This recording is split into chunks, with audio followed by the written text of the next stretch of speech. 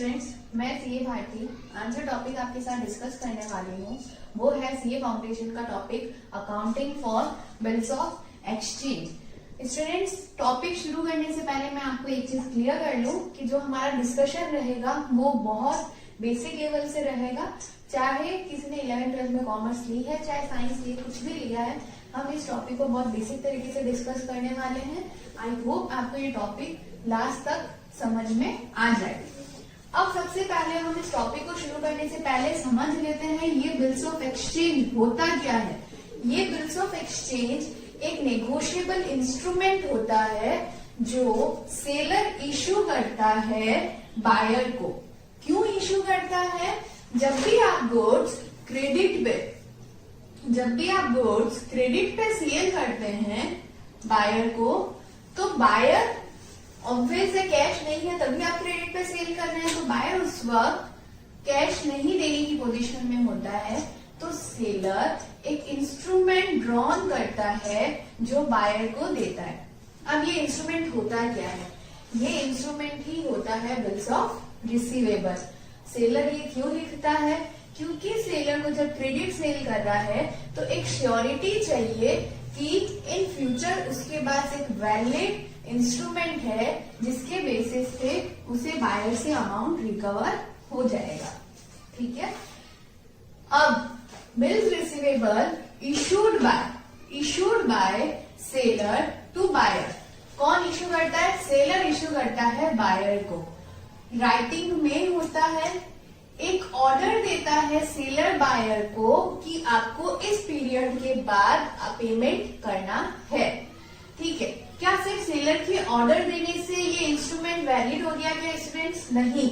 Seller एक order देगा buyer को कि तुम्हें एक सर्टन पे ऑफ मनी, जितने का क्रेडिट सेल किया है वो आपको पे करना है टू सर्टन पर्सन। वो सर्टन पर्सन सेलर खुद या सेलर ने आगे कोई इंडोर्समेंट कर दिया है अपने बायर को। अगर सेलर ने कोई इंडोर्समेंट कर दिया है वो इंस्ट्रूमेंट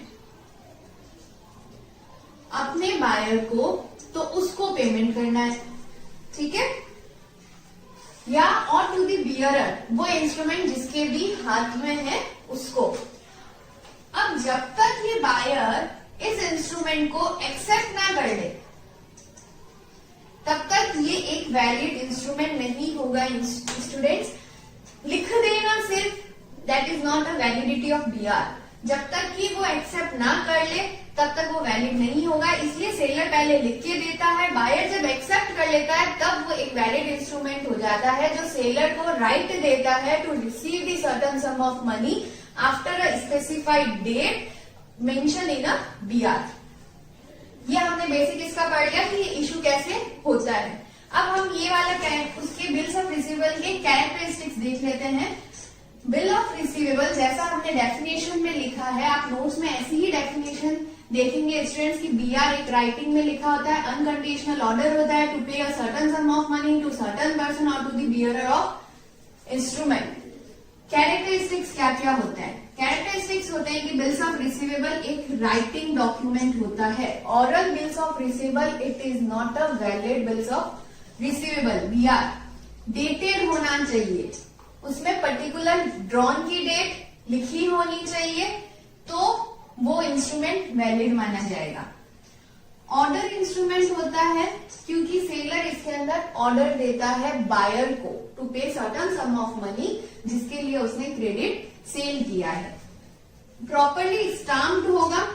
स्टाम्प होने का कैरेक्टरिस्टिक स्टूडेंट्स क्यों दिखाया है? क्योंकि स्टाम्प होने से उसकी लीगलिटी बढ़ जाती है। एक बीआर अगर सेलर ने लिखा है, बायर ने एक्सेप्ट कर लिया है, दैट इज अ वैलिड। लेकिन ऑन अ पर्टिकुलर डेट और ऑन अ ड्यू डेट अगर बायर मुकर जाए पेमेंट से, तो स्टाम्प होने की वजह से सेलर को एक लीगल राइट मिल जाता है to recover the amount from the buyer. ठीक है। तो इसलिए स्टाम्प और कुछ नहीं करता, उसकी लीगलिटी बढ़ा देता है, उसकी वैल्यू बढ़ा देता है। जो भी बिल्स रिसीवेबल आप लिखोगे उसके अंदर चूंकि आप पे the certain sum of money लिखोगे, वो मनी लीगल करेंसी में होनी चाहिए। आपने गुड्स खरीदा, उसके बदले आप ये बोल दो कि हम कोई गुड्स इन रिटर्न ले लेंगे, that is not a valid bills of receivable. Bills of receivable में पेमेंट करने की जो करेंसी होनी चाहिए वो लीगल करेंसी होनी चाहिए। बिल्स ऑफ रिसीवेबल जब तक वैलिड इंस्ट्रूमेंट नहीं होगा जब तक कि वो एक्सेप्टेड ना हो। विदाउट एक्सेप्टेंस उसकी कोई वैल्यू नहीं है स्टूडेंट। जब तक वो एक्सेप्ट होगा तब उसकी वैल्यू क्रिएट होगी। Without acceptance bill of receivable का लिखना, सेलर का उसका ऑर्डर देना कोई वैलिडिटी नहीं क्रिएट करता है। उसके अंदर लिखा होगा to pay a definite person, वो डेफिनेट पर्सन या तो सेलर खुद होगा या सेलर ने जिसको इंडोर्स किया है वो होगा।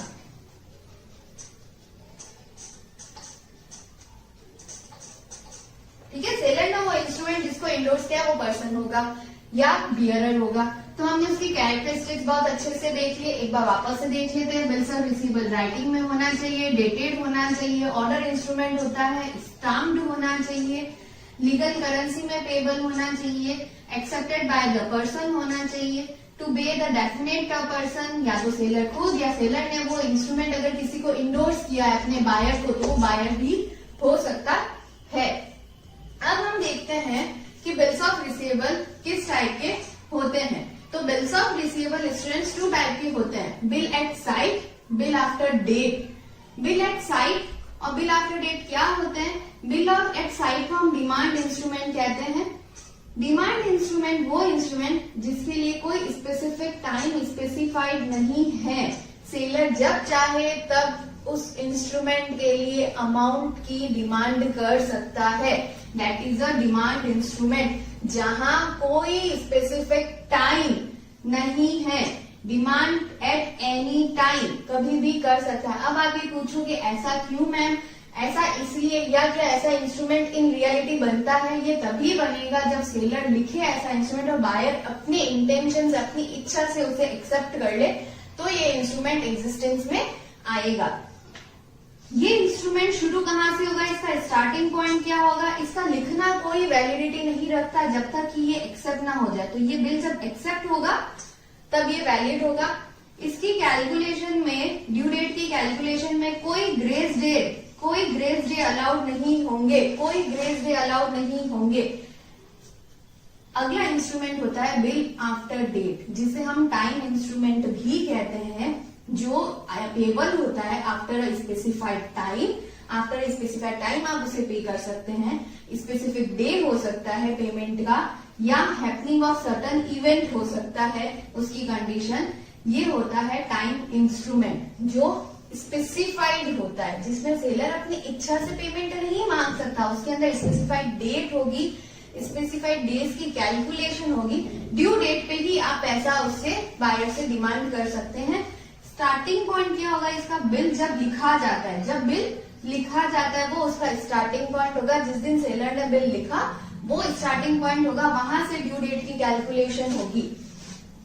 ड्यू डेट की कैलकुलेशन के लिए स्टूडेंट्स उसके अंदर 3 डेज का ग्रेस पीरियड अलाउड होगा। जब भी आप ड्यू डेट की कैलकुलेशन करने जाएंगे तो लास्ट में 3 डेज का ग्रेस पीरियड आपको अलाउड किया जाएगा। अब वापस से एक बार इसको समझ लीजिए। Bill at sight, bill after date, अगर हम डिफरेंशिएट भी करना चाहें तो बिल एट साइट को डिमांड इंस्ट्रूमेंट कहते हैं, बिल आफ्टर डेट को टाइम इंस्ट्रूमेंट कहते हैं। बिल एट साइट में कोई स्पेसिफिक टाइम नहीं होता है पेमेंट का। बिल आफ्टर डेट पेबल होता है after a specified time, specified day, happening of a certain event. इसमें सेलर कभी भी डिमांड कर सकता है अमाउंट की, यहाँ कभी भी नहीं करेगा, स्पेसिफाइड टाइम पे ही पेमेंट करेगा। इसका स्टार्टिंग पॉइंट इंपॉर्टेंट है स्टूडेंट। इसका स्टार्टिंग पॉइंट ड्यू डेट की कैलकुलेशन जब बिल एक्सेप्ट होगा वहां से होगी, और यहाँ ड्यू डेट की कैलकुलेशन जब बिल लिखा जाएगा तब से होगी। कोई ग्रेस डे अलाउड नहीं होंगे इसके अंदर। इसके अंदर 3 days of grace period allowed होगा। अब स्टूडेंट्स कैरेक्टरिस्टिक्स समझने के बाद, जो टाइप्स ऑफ बिल समझने के बाद जो हम चीज डिस्कस कर रहे हैं वो है parties of bills of exchange. जो bills of exchange negotiable instrument है उसकी कौन कौन पार्टीज होती है? 3 पार्टीज होती है। Drawer, party which makes the order, जो उस बीआर को लिखती है, जो बनाती है। दैट मीन्स ये कौन हो गया? सेलर। जो उस बीआर को बनाती है, लिखती है, वो सेलर हो गया। और बिल्स ऑफ एक्सचेंज में उसको बोला जाता है ड्रॉअर, जो लिखता है उसे ड्रॉअर बोला जाता है। एक्सेप्टर अगली party, party which accept the order, जो उस ऑर्डर को एक्सेप्ट करती है। एक्सेप्ट कौन करती है स्टूडेंट? बायर। सेलर लिखता है और बायर उसको एक्सेप्ट करती है। बिल्स ऑफ एक्सचेंज में उसको बोला जाता है ड्रॉई या एक्सेप्टर। ठीक है, दोनों एक ही होता है।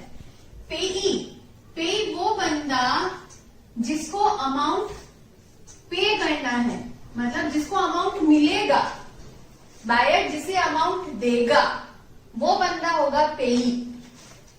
ठीक है, कभी कभी पेई, नीचे एक लाइन लिखी है स्टूडेंट, थोड़ी सी इंपॉर्टेंट है, उसको अच्छे से देख लेना।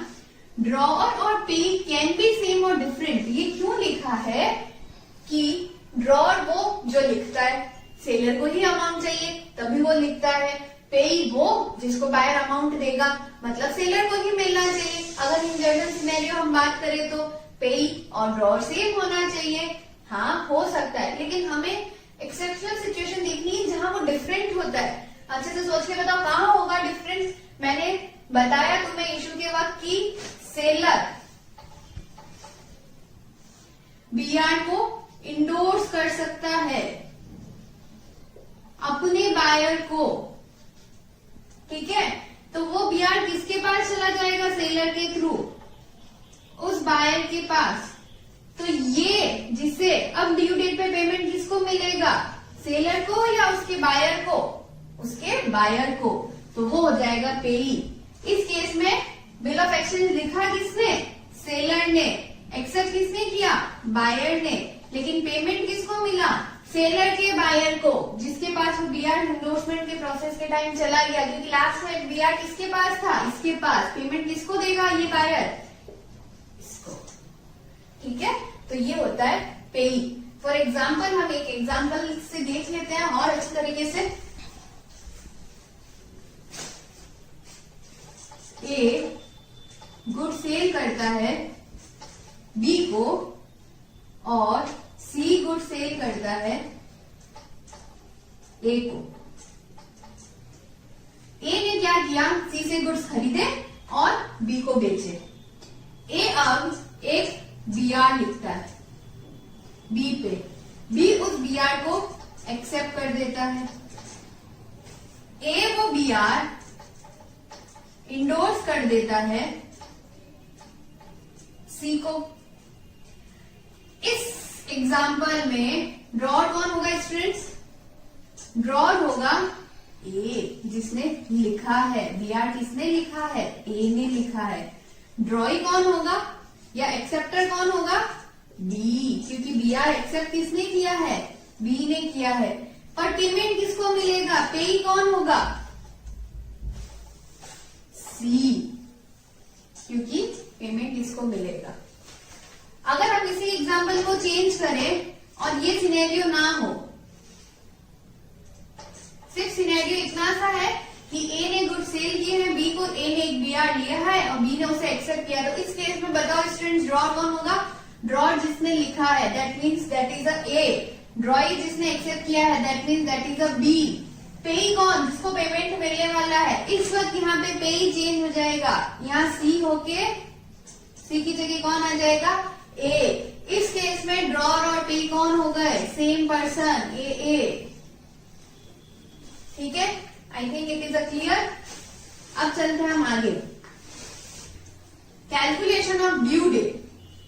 ड्यू डेट जिस दिन बायर सेलर को पेमेंट करने के लिए लायबल हो जाता है, वो ड्यू डेट होती है। वो मैच्योरिटी डेट भी कहलाती है और वो एक्सपायरी डेट भी कहलाती है। ड्यू डेट में बस एक ही चीज ध्यान रखनी है, जो भी ड्यू डेट आएगी उसके 3 डेज का ग्रेस पीरियड ऐड होगा। लेकिन मैं अगर आपसे पूछूं कब ये 3 डेज का ग्रेस पीरियड ऐड नहीं होगा स्टूडेंट्स, वो होगा डिमांड इंस्ट्रूमेंट।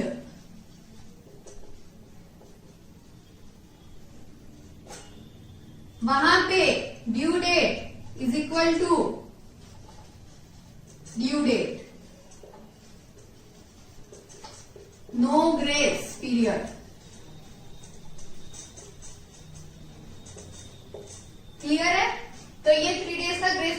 कहाँ इंक्लूड, कहाँ ऐड होगा, टाइम इंस्ट्रूमेंट। टाइम इंस्ट्रूमेंट में ये 3 डेज का ग्रेस पीरियड ऐड होगा। एग्जाम्पल से देखते हैं हम कैलकुलेशन कैसे होगी।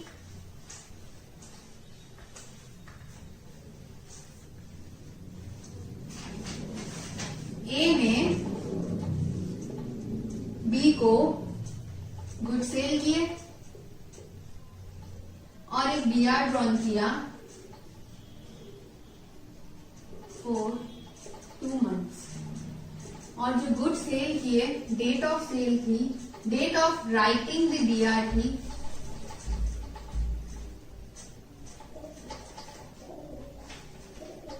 1 जनवरी 2021 थी। ठीक है, अब आपसे कोई पूछे ड्यू डेट की कैलकुलेशन बताओ तो क्या होगा, लिखा, अगर कुछ भी नहीं दे रखा है स्टूडेंट्स तो यही समझ लेंगे जिस दिन लिखा वही एक्सेप्टेंस की डेट है। अगर एक्सेप्टेंस की डेट के बारे में आपको कोई स्पेसिफिक इंफॉर्मेशन नहीं दे रखी है अलग से, तो जिस दिन लिखा वही एक्सेप्टेंस की डेट है। और क्योंकि ये टाइम इंस्ट्रूमेंट की हम बात कर रहे हैं तो यहाँ से ड्यू डेट की कैलकुलेशन जो हम करेंगे वो होगा जिस दिन बिल एक्सेप्ट हुआ है, वो अच्छे से ध्यान रखना, क्योंकि ये टाइम इंस्ट्रूमेंट है, उसमें स्पेसिफिक टाइम दिया है कि 2 month बाद पेमेंट ड्यू होगा। तो इसमें जो ड्यू डेट की कैलकुलेशन शुरू होगी वो शुरू होगी बिल इज एक्सेप्टेड, जिस दिन बिल एक्सेप्ट हुआ है।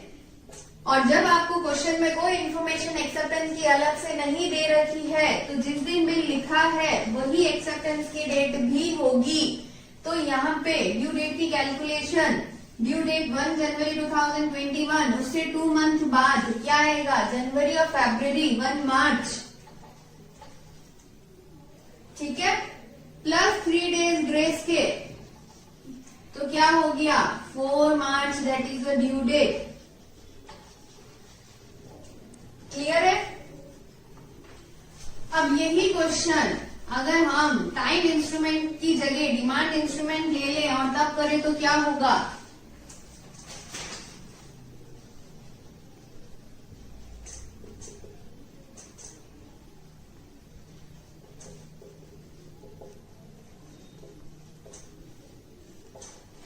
ए ने बी को गुड सेल किए, डेट ऑफ सेल, जिस दिन गुड सेल किए वो डेट थी 1 जनवरी 2021। फिर ए ने बीआर लिखा, वो डेट थी 4 जनवरी 2021। अब जो बी ने ये बीआर एक्सेप्ट किया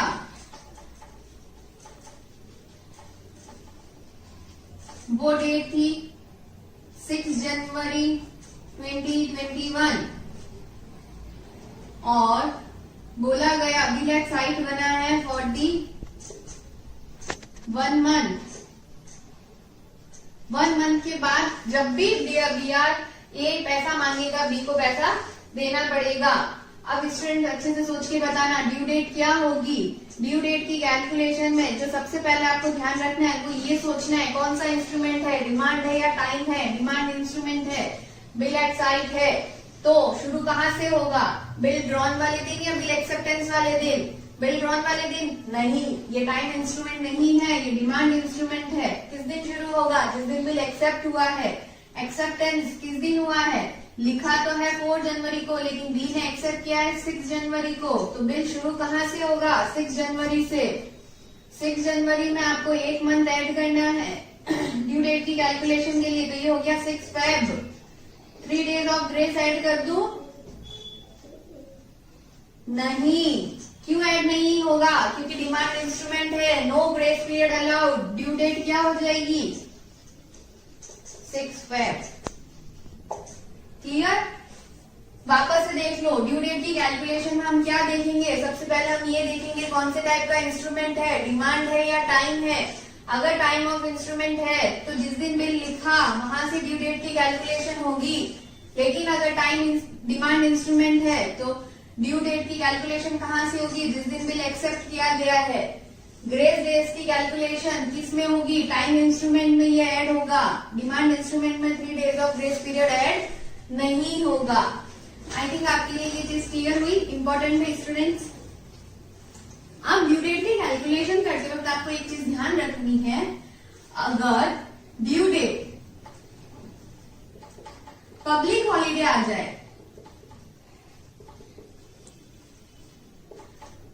तो आपकी ड्यू डेट 1 day बिफोर हो जाती है। 1 day प्रिसीडिंग हो जाती है, पहले की, एक दिन पहले की ड्यू डेट होगी। लेकिन अगर ड्यू डेट में इमरजेंसी हॉलीडे आ जाता है तो ड्यू डेट 1 day फॉलोइंग हो जाएगी। सपोज करो अगर ड्यू डेट 15 अगस्त या 26 जनवरी निकल जाती है तो आपकी ड्यू डेट 14 अगस्त या 25 जनवरी हो जाएगी। लेकिन अगर आपकी ड्यू डेट 2 फेब निकलती है और वो इमरजेंसी हॉलीडे डिक्लेयर कर दिया जाता है तो आपकी ड्यू डेट 3 फेब हो जाएगी।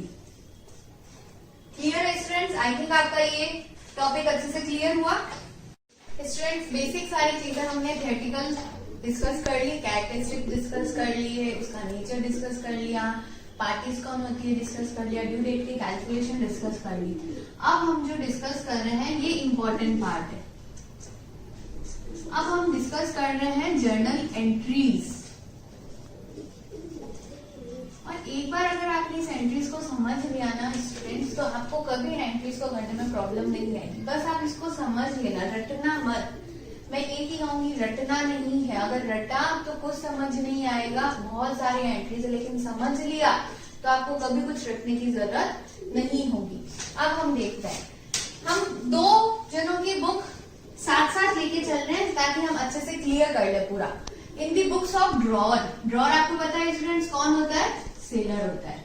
और in the books of drawing, drawing आपको पता है कौन होता है? परचेजर होता है। ठीक है, हम इन दोनों की बुक्स में साथ साथ एंट्री करते हैं ताकि हमें पता चल जाए। अब सबसे पहले देखो, for the sale of goods on credit. Credit क्यों लिखा है स्टूडेंट्स? क्योंकि अगर क्रेडिट होगा तो बीआर का कॉन्सेप्ट आएगा, वरना बीआर का कॉन्सेप्ट आने वाला ही नहीं है।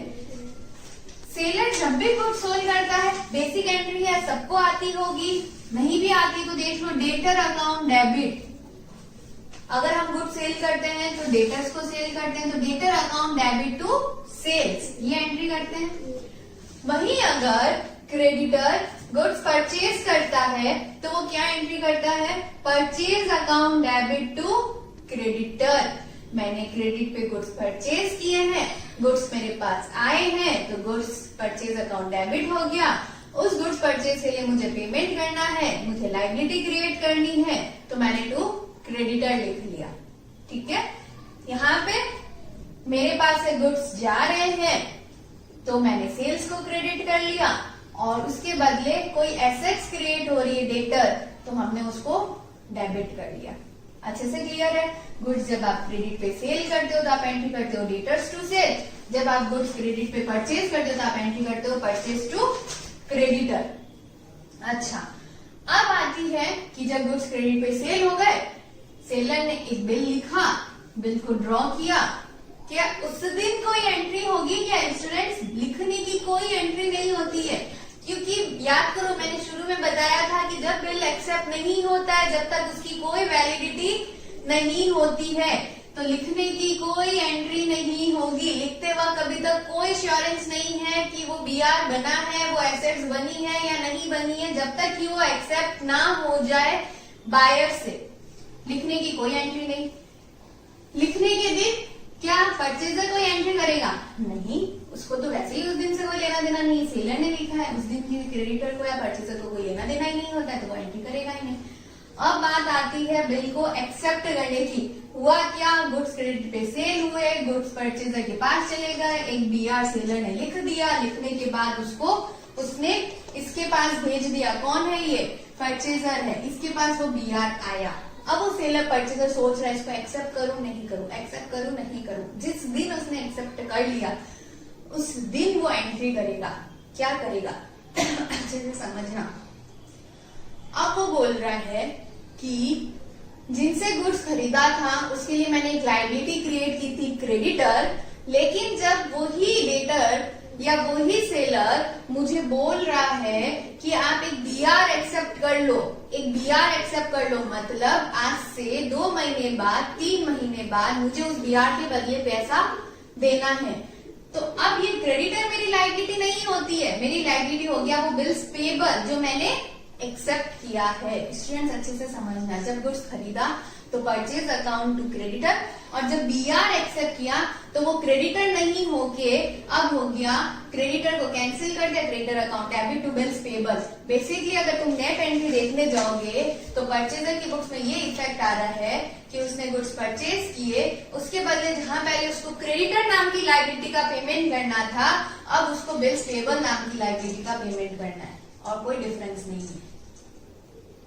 उसके एक्सेप्ट करने पे क्या हो रहा है, उसके एक्सेप्ट करने पे एक लायबिलिटी कैंसिल हो गई, दूसरी लायबिलिटी क्रिएट हो रही है, बस इतना हो रहा है। पहले जहां उसको परचेज करने के लिए क्रेडिटर को पेमेंट करना पड़ रहा था, अब उसको परचेज करने के लिए बिल्स पेबल को पेमेंट करना पड़ रहा है। क्लियर है?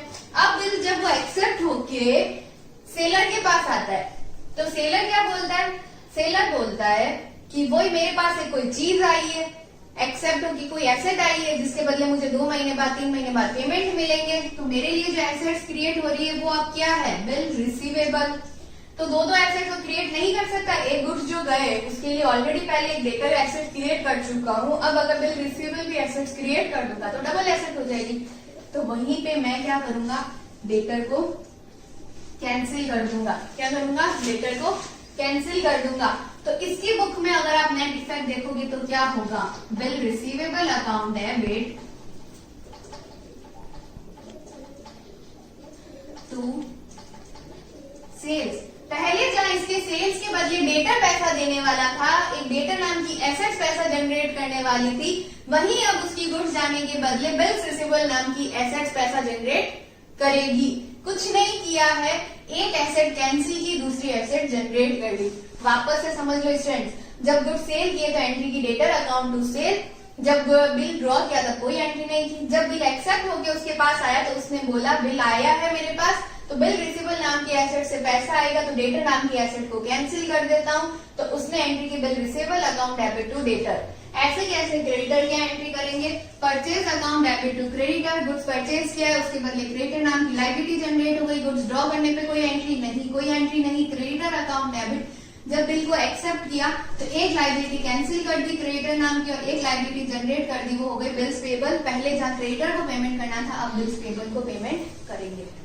स्टूडेंट्स, हमने issue of bill of exchange के बारे में डिस्कस कर लिया, जनरल एंट्री। अब हम जनरल एंट्री डिस्कस कर रहे हैं जब सेलर वो बीआर डिस्काउंट करवा देता है बैंक के थ्रू। पहले आप प्रोसेस समझ लीजिए, ये होता क्या है, डिस्काउंटिंग विद बैंक होता क्या है, जैसे ए ने बी को गुड सेल किए, ठीक है, गुड सेल किए तो उसने बीआर लिखा, बी ने उसे बीआर एक्सेप्ट करके दे दिया। अब ये बीआर किसके पास है, ए के पास है। ए कौन है, ए सेलर है, बी कौन है, बी बायर है। अब जब ये सेलर क्या करता है, ये बीआर बैंक के पास लेके चला जाता है। क्या ड्यू डेट पे लेके जाता है, नहीं, ड्यू डेट से पहले अगर इसको फंड्स की रिक्वायरमेंट है तो ये क्या करता है, बैंक को ले जाके वो बीआर दे देता है और बैंक को बोलता है ये लो बीआर, ड्यू डेट के दिन आपको इस बीआर के बदले पैसा मिलेगा, मुझे पैसा अभी चाहिए। आप प्रोसेस समझ लीजिए स्टूडेंट्स, क्या होता है, ए ने गुड सेल किया, बीआर दिया, बी ने बीआर एक्सेप्ट करके ए को दे दिया, ए वो बीआर ले जाके बैंक को देता है, बैंक को बोलता है इस बीआर का पैसा इस पर्टिकुलर डेट को मिलेगा, मुझे पैसा अभी चाहिए, क्या आप इस बीआर के बदले मुझे पैसा दे सकते हो क्या? तो बैंक बोलती है हाँ मैं पैसा दे सकता हूं। बैंक बी को, ए को पैसा दे देती है। अब क्या पैसा ऐसे ही दे देगी बैंक? नहीं, बैंक बोलती है कि मैं आपको फुल अमाउंट तो नहीं दे सकता, दूंगा बीआर के बदले पैसा, लेकिन मैं कुछ चार्जेस लगाऊंगा। उस चार्जेस को बोलते हैं डिस्काउंटिंग चार्जेस।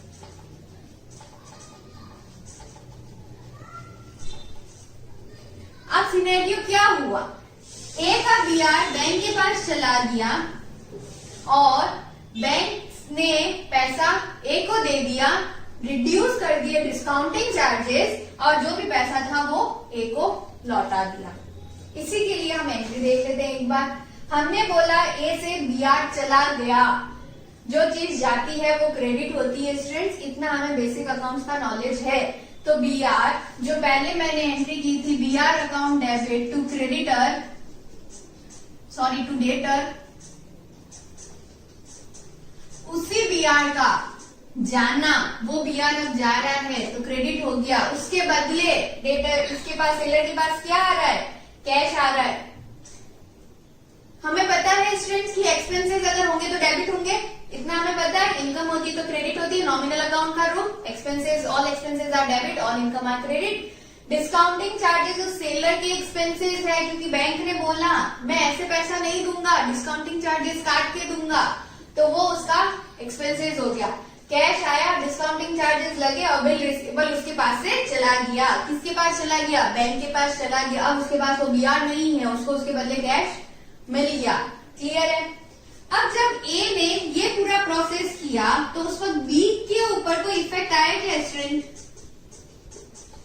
नहीं, बी को कोई लेना देना नहीं है, बीआर तुम रखो, तुम किसी और को दो, उसको तो पेमेंट करना है ड्यू डेट के दिन, तो उसके ऊपर कोई इफेक्ट नहीं आया।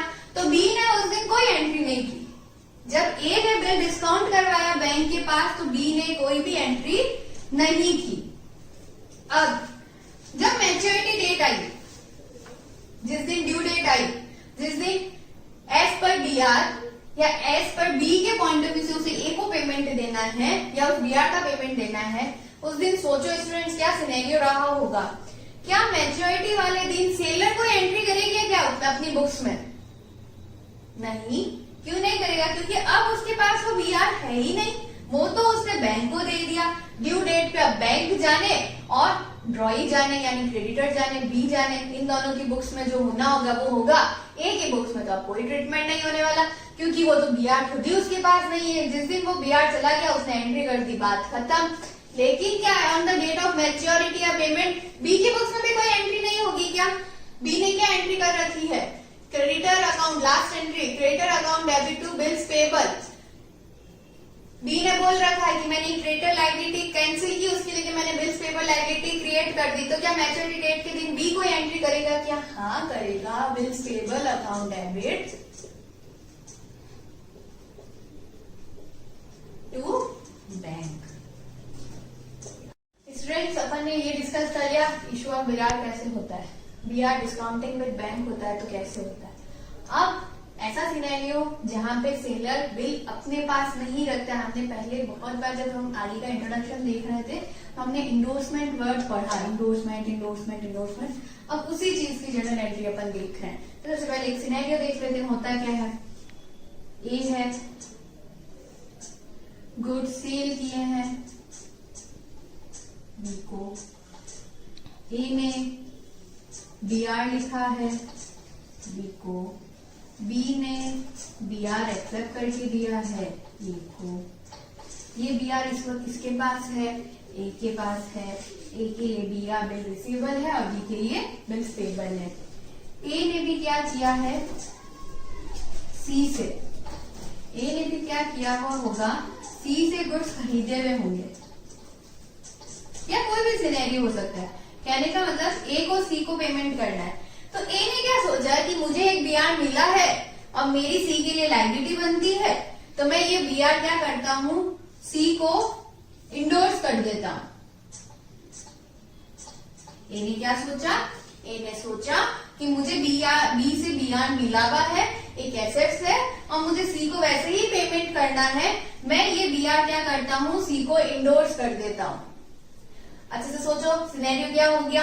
ये बीआर अब ए के पास नहीं रहा, ये बीआर अब सी के पास चला गया।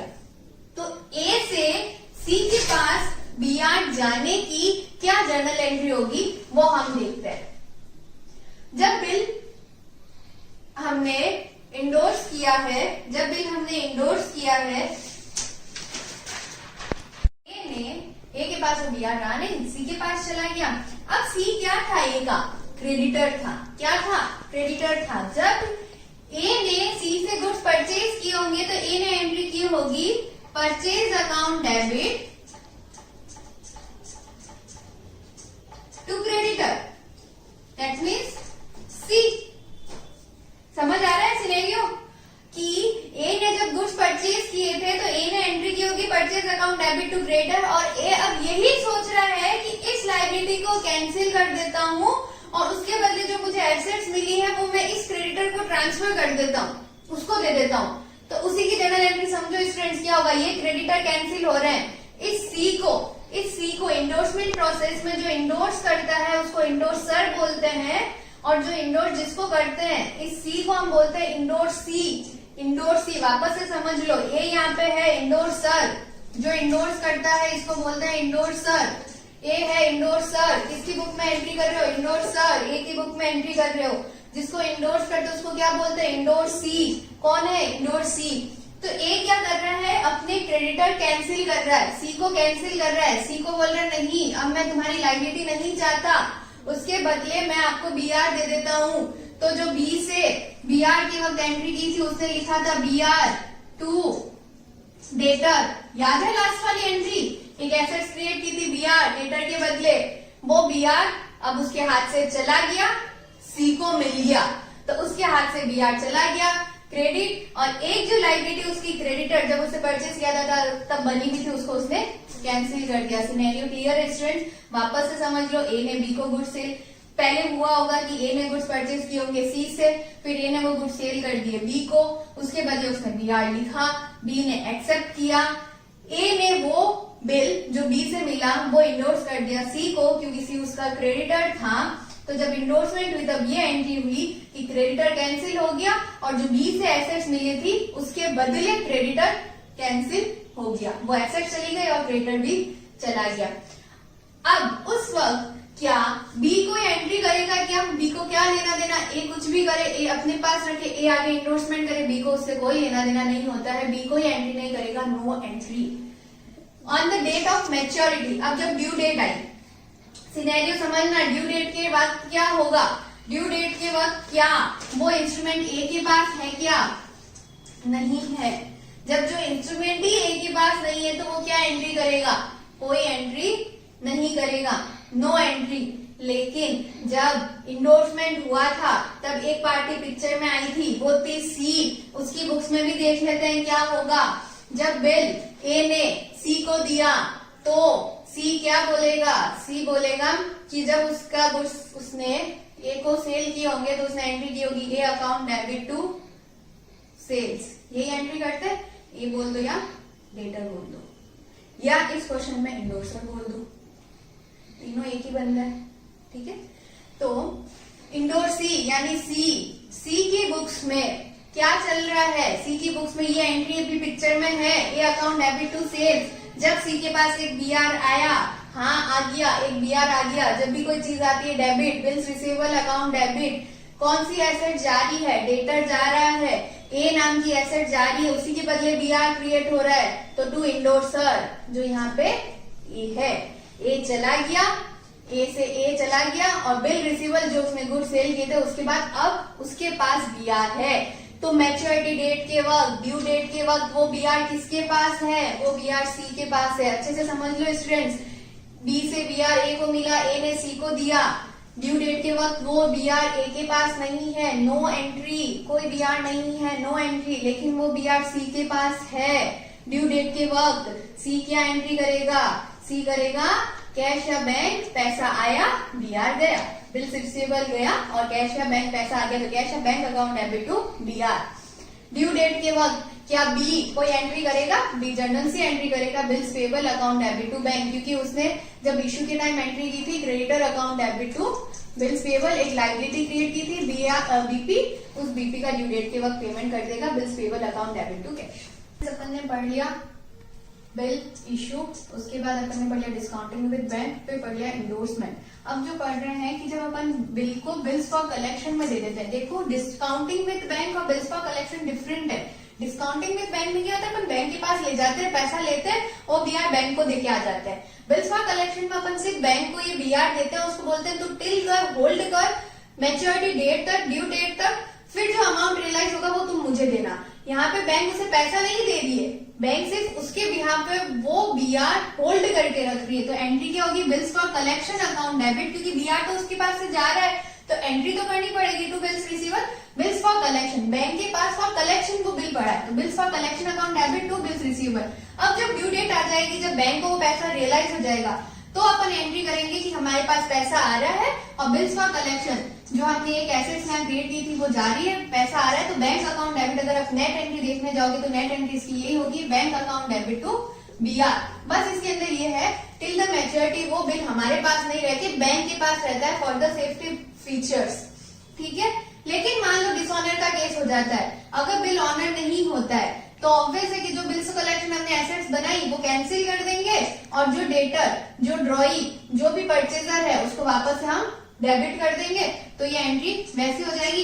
डिसऑनर के केस में कुछ नहीं करना है, बिल्स फॉर कलेक्शन जो एसेट्स क्रेडिट की वो क्रेडिट करनी, और जो हमने ये डेटर्स और ये कैंसिल की तो उनको वापस से ओपन करना है। स्टूडेंट्स अपन ने देख लिया इशू, उसके बाद अपन ने देख लिया कि वो बीआर सेलर के पास नहीं रहा, कि वो बैंक से डिस्काउंट करवा देता है, तब क्या होता है। फिर अपन ने एक सिनेरियो देख लिया कि वही सेलर अपने पास नहीं रखे इंडोर्स कराता है तो क्या होता है। अब हम देख रहे हैं कि जब accounting treatment at the time of dishonour, dishonour मतलब ड्यू डेट आई, वो बीआर की पेमेंट करने की डेट आई और उसी दिन ड्रॉई की या तो बैंक में पैसा नहीं है, वो बीआर जैसे अपन बोलते ना चेक बाउंस हो गया, वैसे वो बीआर भी डिसऑनर हो गया। उस बीआर के बदले मुझे पैसे नहीं मिले, मतलब सेलर को उस बीआर के बदले पैसे नहीं मिले। अब सिनेरियो तुम अच्छे से सोचो कि क्या क्या हो सकता है, ध्यान दिमाग में थोड़ा पीछे की साइड जाना कि जब इशू किया था तब अपन ने क्या एंट्री की थी, जब अपन ने डिस्काउंटिंग विद बैंक किया तब क्या एंट्री की थी, जब अपन ने इंडोर्समेंट किया तब क्या सिनेरियो था। तो वो जब तुम बैक जाओगे ना तो एंट्रियां बहुत अच्छे से समझ आएगी। देखना अलग अलग केसेस है। फर्स्ट सिनेरियो कि उस डिसऑनर के वक्त मतलब ड्यू डेट के वक्त वो बीआर सेलर के पास ही है। फर्स्ट सिनेरियो जब bill retained by the draw till the maturity, seller के पास ही रिटेन किया हुआ है वो बीआर। तो सोचो इशू करते वक्त क्या एंट्री लास्ट में अपन ने पास की थी, अपन ने एक एंट्री पास की थी डेटर टू सेल, जब गुड सेल किए थे। फिर अपन ने एंट्री की थी कि डेटर तो कैंसिल करते हैं, उसकी जगह हम बीआर एसेट्स क्रिएट कर दें, ये की थी। तो नेट एंट्री हमारी क्या हुई थी, मतलब लास्ट एंट्री हमारी क्या बची थी, BR account debit to debtor, मतलब हमने एक एसेट जनरेट कर ली, नेट इफेक्ट देखें तो बीआर और उसके बदले टू सेल्स। अब दिमाग लगाना स्टूडेंट्स, हमें डिसऑनर हो गया, ये बीआर का कोई मतलब नहीं रहा, इस बीआर के बदले कोई पैसा नहीं मिला। अब सोच के बताओ मुझे किस जगह जाना है, मुझे बैक पोजीशन पे जाना है। मुझे बीआर एसेट जो बनाई थी वो तो डिसऑनर हो गई, तो मुझे इसको तो हटाना है अपनी बुक से और अपनी ओरिजिनल एसेट जो डेटर थी वो बनानी है डिसऑनर के टाइम, ठीक है। तो देखो उसी को बनाने का सिनेरियो देखो क्या करेंगे। ओरिजिनल एसेट्स बनानी है, debtor account debit, drawee account debit to, drawee क्यों लिखा है, बीआर जो एक्सेप्ट करते हैं उसको क्या बोलते हैं, ड्रॉई, ठीक है। तो debtor account debit to bill receiver, dishonour हो गई, एसेट्स हटा दो, इस एसेट्स का कोई मतलब नहीं है, एसेट्स कैंसिल कर दो। एसेट्स ऐसे कैंसिल हो जाएगी क्या, नहीं, नोटिंग चार्जेस टू कैश, मतलब बी ए जो सेलर था उसने एक एसेट बनाई, ड्यू डेट तक रखी, अब उसको पता चल रहा है उस एसेट्स का कोई रेलेवेंस नहीं है, कुछ पैसा नहीं मिला, तो वो एक नोटिंग चार्जेस लगाएगा या उसको एक नोटिंग चार्जेस देने पड़ेंगे उस डिसऑनर के प्रोसेस के लिए टू कैश या बैंक, बैंक के पास लेके गया होगा जिससे भी उसने वो बीआर ड्यू डेट के वक्त रियलाइज करवाने गया, ऑब्वियसली बैंक के पास जाएगा तो बैंक एक नोटिंग चार्जेस लगाएगा डिसऑनर के। वो क्या सेलर खुद देगा क्या, नहीं, वो बोलेगा मेरी गलती थोड़ी है, अगले के परचेजर के पास, क्रेडिटर के पास पेमेंट नहीं था, मेरी गलती नहीं है, ये मैं किससे वसूलूंगा, उसी डेटर से जिसको मैंने गुड सेल किए हैं। तो जब डेटर, समझना यहाँ पे डेटर अगर 100 रुपए के क्रिएट किए थे उसने, वो डेटर उसने कैंसिल कर दिए और एक बीआर बना दिया। अब उसे बीआर कैंसिल करना है तो कैंसिल तो 100 से ही होगा, लेकिन उसके बदले अगर 10 नोटिंग चार्जेस लग गए तो डेटर जो क्रिएट होगा वो 110 से होगा। समझ आ रहा है स्टूडेंट? हम क्या कर रहे हैं, हम कर रहे हैं कि हम एक ओरिजिनल एसेट्स क्रिएट कर रहे हैं, लेकिन वो एसेट 100 रुपए से नहीं होके 110 से हो रही है। क्यों? क्योंकि उसको 10 रुपए डिसऑनर के देने पड़े। किसकी वजह से? परचेजर की वजह से, डेटर की वजह से। जो वो उसने बियर किए, लेकिन वसूलेगा किससे, रिकवर किससे करेगा? डेटर से। तो एंट्री हो गई debtor account debit to bill receivable to cash या बैंक। ये किस सिनेरियो में हुई है? जब वो बिल लास्ट में उसके पास है। ठीक है, उस केस में ड्रॉई क्या एंट्री करेगा? ड्रॉई का सिनेरियो भी समझ लो स्टूडेंट्स, क्या हो रहा है। हमें याद है हमने क्या एंट्री की थी? Purchase account debit to creditor. फिर हमने बोला हमें क्रेडिटर को कैंसिल करना है, उसके बदले बीपी बनाना है, बिल्स पेबल। डिसऑनर हो गया, क्या करूं? बीपी को कैंसिल करूं वापस, क्योंकि ये एंट्री, ये जो एसेट, ये जो लायबिलिटी क्रिएट की थी, अब वो तो डिसऑनर हो गई, इसका कोई लेना देना नहीं है, कैंसिल कर दी। बिल्स पेबल अकाउंट डेबिट, ठीक है। वही 100 रुपए का क्रेडिटर जो यहाँ दिया था मैंने, सेल्स, जो 100 रुपए का गुड्स परचेज किया था, वही 100 रुपए का बीपी मैंने कैंसिल कर दिया। अब जब यहाँ पे अपन बोल रहे हैं 110 रुपए का डेटर, तो यहाँ पे क्रेडिटर भी कितना होगा? 110। 10 रुपए एक्स्ट्रा किसके? भाई तेरे अकाउंट में पैसा नहीं था, नोटिंग चार्जेस चार्ज करने पड़ेंगे 10 रुपए। Expenses, nominal account, all expenses are debit, noting charges account debit. B के लिए वो क्या हो गया? ए तो था सेलर और बी था परचेजर। बी के लिए वो नोटिंग चार्जेस एक्सपेंसेस है जो दिए किसने हैं? ए ने दिए हैं, लेकिन उसको ए को देने पड़ेंगे। तो वो लायबिलिटी कितने की क्रिएट करेगा? 110 रुपए की। कितने की? 110। वापस से समझ लो, एक लायबिलिटी कैंसिल कर दी, उसके बदले ओरिजिनल लायबिलिटी वापस क्रिएट कर दी, लेकिन पहले जहाँ ये लायबिलिटी 100 रुपए की थी, अब 110 की है, क्योंकि डिसऑनर की वजह से 10 रुपए जो उसके ए ने दिए वो वापस उसको देने पड़ेंगे, उसका एक्सपेंसेस है। तो expenses account debit, noting charges account debit to creditor या ड्रॉअर। वापस से समझ लेते स्टूडेंट, इंपॉर्टेंट पार्ट है, इसलिए मैं बार बार बता रही हूँ। बिल जब डिसऑनर होगा, तो अगर वो ड्रॉअर के पास ही है मैच्योरिटी वाले दिन, तो एंट्री होगी debtor account debit, original assets वापस क्रिएट कर ली, टू बिल्स रिसीवेबल, जो एसेट्स डिसऑनर होगी उसको कैंसिल कर दिया, टू कैश या बैंक, वो नोटिंग चार्जेस के एक्सपेंसेस जो बी की वजह से ए को देने पड़े, वो टू कैश या बैंक चले गए उसके, तो उसने वापस डेटर को 110 से क्रिएट कर दिया। Drawing in the books of B समझ लो, क्या एंट्री करेगा? बिल पेबल लायबिलिटी जो बनाई थी वो कैंसिल कर दी, नोटिंग चार्जेस जो 10 रुपए एक्सपेंसेस ए ने दिए वो उसके एक्सपेंसेस है डेबिट कर दिया, क्योंकि ए ने दिए तो वापस ए के अकाउंट में क्रेडिट कर दिए 110। 100 प्लस 10, 100 रुपए तो बिल के प्लस 10 रुपए नोटिंग चार्जेस के। क्लियर है? ये सिनेरियो तब होगा जब बिल ए के पास ही रहेगा, लेकिन जब बिल ए के पास नहीं रह के, अगला सिनेरियो हमें पता है बिल कहाँ कहाँ जा सकता है? बिल जा सकता है बैंक के पास। कौन सा सिनेरियो था याद करो स्टूडेंट? ये था सिनेरियो जब ए ने बी को गुड्स बेचे थे, उसके बदले उसने बीआर लिया था, वो बीआर उसने अपने पास नहीं रख के बैंक को दे दिया था, वो बीआर बैंक के पास चला गया था, उसके बदले ए के पास कैश आ गया था। ठीक है, तो एंट्री क्या की होगी उसने? एंट्री की थी उसने, जब नॉर्मल सी अगर अपन एंट्री करें तो हमने एंट्री की थी debtor account debit to sales, BR to debtor, और फिर जब बैंक से पैसा आया था तो उसने एंट्री की थी bank account debit, discounting charges account debit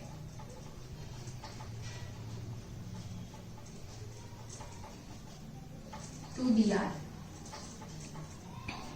ठीक है, अब समझना भाई, पैसा आया, बैंक से पैसा आ गया, ड्यू डेट के वक्त बैंक ने मतलब वो बीआर दिया होगा कलेक्शन के लिए, पैसा नहीं आया, डिसऑनर हो गया, बैंक किसके पास जाएगा? ए के पास, बोलेगा जो बीआर आपने दिया वो डिसऑनर हो गया।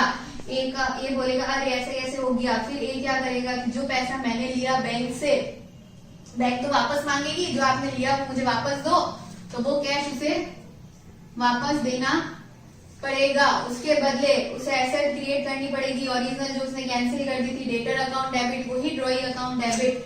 अच्छे से समझना इंपॉर्टेंट पार्ट। बैंक से पैसा सपोज करो 100 रुपए के गुड्स सेल किए, बीआर भी 100 का था, बैंक पैसा 100 के बदले 90 रुपए दिए, 10 रुपए नोटिंग चार्ज डिस्काउंटिंग चार्जेस उसने लगाए थे, ये सिनेरियो था। अब जब वापस से डेटा क्रिएट होगा तो 100 रुपए का तो होगा ही होगा डेटा क्रिएट। टू कैश या बैंक, उसको बैंक को वापस पैसा लौटाना है, तो कितना लौटाएगा वो 90 या 100? वो पूरा 100 लौटाएगा स्टूडेंट्स। बैंक ये नहीं बोलेगी कि ये 10 रुपए मैंने डिस्काउंटिंग चार्जेस काट के दिए तो आप 90 लौटा दो, नहीं, वो पूरे 100 रुपए देगा प्लस नोटिंग चार्जेस जो उसके 10 रुपए लगे वो बैंक को देने पड़ेंगे, जो उसे डेटर से रिकवर करेगा। अच्छे से समझ लेना, डिस्काउंटिंग चार्जेस लगे थे उस वक्त लगे थे, बैंक भूल गई, बैंक ने प्रोसेस किया उसके लगाए, उससे उसको कोई लेना देना नहीं है। अभी उसको बैंक को वापस 100 रुपए देने पड़ेंगे, ठीक है। तो ड्रॉई या debtor account debit 100 amount of bill plus noting charges से डेबिट करेंगे टू कैश। उसके कैश एक तो अमाउंट ऑफ बिल का गया जो बैंक को रिटर्न करेगा, प्लस नोटिंग चार्जेस जो वो बी से रिकवर करेगा। बी की बुक में डिसऑनर की वही एंट्री होगी, bills payable account debit, noting charges account debit to A, ठीक है, क्लियर है। अब हम अगला सिनेरियो लेते हैं, जब बिल बीआर जो बी ने ए को दिया, ए ने वो बीआर सी को दे दिया, इंडोर्स कर दिया। डिसऑनर के टाइम वही चीज करनी है मुझे, जब इंडोर्स किया तब ए ने एंट्री की थी, मेरे क्रेडिटर कैंसिल हो गए, उसके बाद ये मेरा बीआर चला गया। अब सोचो, दिमाग लगाओ, एक लायबिलिटी कैंसिल की, वापस से बनानी पड़ेगी टू इंडोर्स सी। एक लायबिलिटी कैंसिल की, वो वापस से बनाऊंगा तो टू इंडोर्स सी, और ड्रॉई अकाउंट डेबिट, मतलब क्या होगा, डिसऑनर के टाइम या ड्यू डेट के टाइम सी जाएगा बैंक में, बोलेगा पैसे, बैंक बोलेगा डिसऑनर हो गया, बैंक सी से नोटिंग चार्जेस लेगा, सी विल पे नोटिंग चार्जेस। सी किससे रिकवर करेगा, ए से, क्योंकि सी का तो ए से कनेक्शन है, बी से उसको कोई लेना देना नहीं है। तो in case drawee account debit to endorse C, जो पहले अगर सपोज करो सी ने ए को 100 रुपए का गुड्स बेचा है, तो उसने 100 रुपए की क्रेडिटर कैंसिल किए, 100 रुपए की एसेट्स कैंसिल की, लेकिन सी ने ए के बिहाफ पे 10 रुपए नोटिंग चार्जेस और दे दिए। तो अब सी को ए से कितने रुपए लेने हैं, 100 रुपए प्लस 10 रुपए, 110 110 रुपीज लेने हैं। तो उसकी लायबिलिटी भी कितनी हो गई, 100 रुपीज प्लस 10 रुपीज, वो नोटिंग चार्जेस जो सी ने ए के बिहाफ पे पे किए। तो सी तो किससे मांगेगा, ए से, तो ए की लायबिलिटी सी के बिहाफ पे कितनी हो गई, 100 प्लस 10, लेकिन ये ए की भी लायबिलिटी नहीं है, गलती किसकी है, बी की है। तो ये सारा अमाउंट ए जो है वो बी के अकाउंट में ट्रांसफर कर देगा, बी अकाउंट डेबिट टू सी, ये एंट्री होगी। अच्छे से क्लियर है स्टूडेंट, वापस समझिए। ए ने वो बीआर सी को इंडोर्स कर दिया 100 रुपए की क्रेडिटर के बदले, ठीक है। सी गया बैंक के पास पैसा लेने के लिए, डिसऑनर हो गया, बैंक ने नोटिंग चार्जेस लगाए, सी ने वो पे कर दिए। तो सी ने 10 रुपए ए के बिहाफ पे बैंक को नोटिंग चार्जेस पे कर दिए। तो सी किससे रिकवर करेगा, ए से।